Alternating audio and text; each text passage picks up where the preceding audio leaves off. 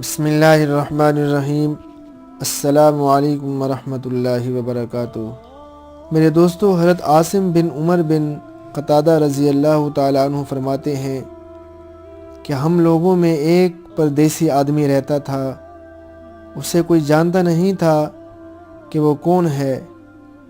لوگ اسے قزمان کہتے تھے۔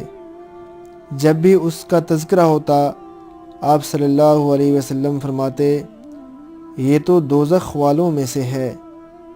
جنگ احد کے دن اس نے خوب زور و شور سے لڑائی لڑی اور اکیلے ہی 7-8 مشرکوں کو قتل کر ڈالا۔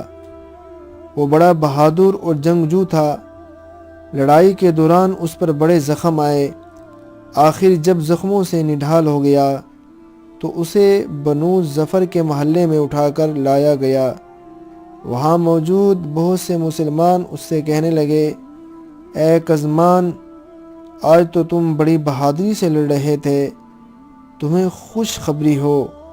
اس نے کہا، مجھے کس چیز کی خوش خبری دیتے ہو؟ اللہ کی قسم، میں نے تو صرف اپنی قوم کی ناموری کے لیے لڑائی لڑی ہے۔